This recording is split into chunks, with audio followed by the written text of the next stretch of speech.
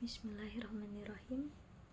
Perkenalkan, nama saya Suci Ayu Wulandari, NPM 23316030 dari Prodi Teknik Komputer 23B. Assalamualaikum warahmatullahi wabarakatuh. Alhamdulillahi rabbil alamin. Wassalatu wassalamu ala asrafil anbiya'i wal mursalin sayyidina Muhammadin wa ala alihi wa sahbihi ajmain, amma ba'du. Yang terhormat Bapak Asgaf Asnan Siregar SHMH serta hadirin yang dirahmati Allah, marilah kita panjatkan puji dan syukur kehadirat Allah Subhanahu wa Ta'ala, karena atas berkat, rahmat dan hidayahnya kita semua dapat hadir di sini dalam keadaan sehat walafiat. Sholawat beserta salam marilah kita sanjung agungkan kepada junjungan Nabi besar kita Muhammad Sallallahu Alaihi Wasallam yang kita nantikan syafaatnya di yaumil kiamah nanti. Amin amin ya rabbal alamin. Hadirin yang dirahmati Allah, izinkan saya menyampaikan kultum dengan tema keutamaan membaca, mempelajari, dan mengamalkan Al-Quran. Hadirin yang dimuliakan Allah, sebelum saya melanjutkan kultum ini, kita harus mengetahui sejarah turunnya Al-Quran terlebih dahulu. Dimulai ketika Nabi Muhammad SAW berusia 40 tahun. Pada tahun 610 Masehi, pada saat itu Nabi Muhammad berada di Gua Hira, lalu didatangi malaikat Jibril yang memberikan wahyu pertama kepada Nabi Muhammad. Ayat yang pertama kali diturunkan adalah surat Al-Alaq ayat 1-5. Al-Quran adalah mukjizat Nabi Muhammad yang terbesar. Al-Quran bagi umat Islam merupakan pedoman hidup dan obat hati manusia. Oleh karena itu, sebagai umat muslim, kita harus menjadikan Al-Quran sebagai petunjuk hidup agar tetap berada di jalan Allah Subhanahu wa Ta'ala. Hadirin yang saya hormati,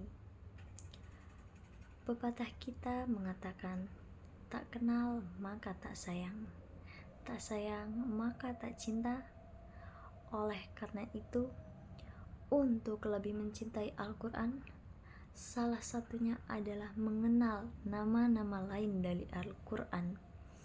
Antara lain yang pertama, Al-Huda, artinya petunjuk hidayah. Al-Quran sebagai petunjuk hidayah adalah petunjuk yang mengajarkan kita akan kebaikan.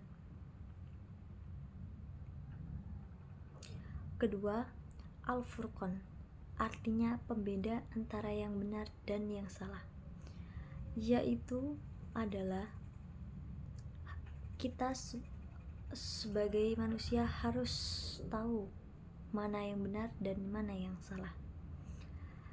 Ketiga, Asyifa, artinya obat hati.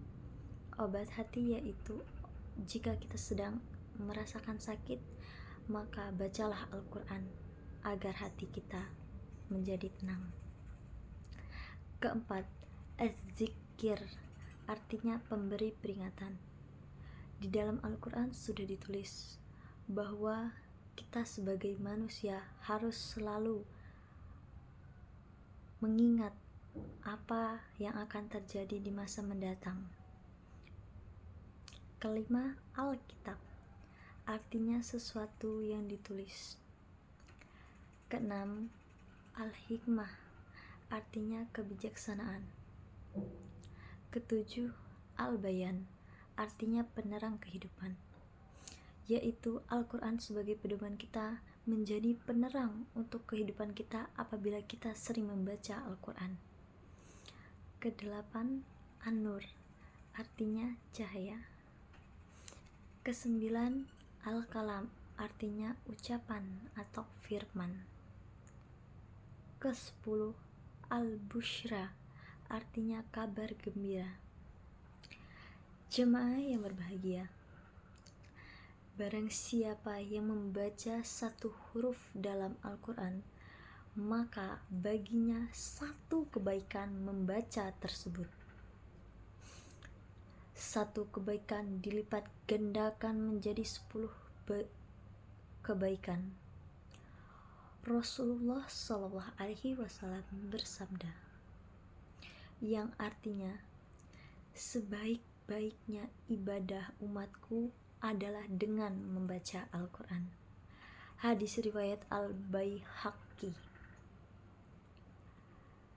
Adapun manfaat membaca Al-Quran: 1. Memperoleh pahala dari Allah Subhanahu wa Ta'ala. 2. Diselamatkan saat hari penghisapan akhirat. 3. Menjadi keluarga dan kepercayaan Allah Subhanahu wa Ta'ala. 4. Menjadi obat terbaik saat sakit. 5. Rumah diberkahi oleh Allah Subhanahu wa Ta'ala. 6. Dijauhkan dari syaitan. 7. Senantiasa mendapatkan perlindungan dari Allah Subhanahu wa Ta'ala. 8. Membuat hati menjadi tenang. 9. Berisi ilmu pengetahuan. 10. Dikabulkan doa kita. Hadirin yang dimuliakan Allah, janganlah lupa untuk selalu membaca Al-Quran, karena Al-Quran adalah pedoman hidup kita.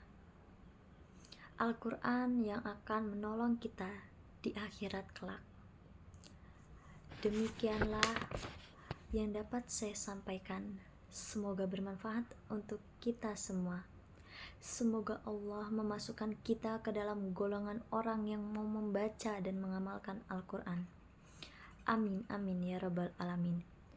Jika ada salah kata, saya mohon maaf. Kepada Allah saya mohon ampun. Saya akhiri, wabillahi taufiq wal hidayah. Wassalamualaikum warahmatullahi wabarakatuh.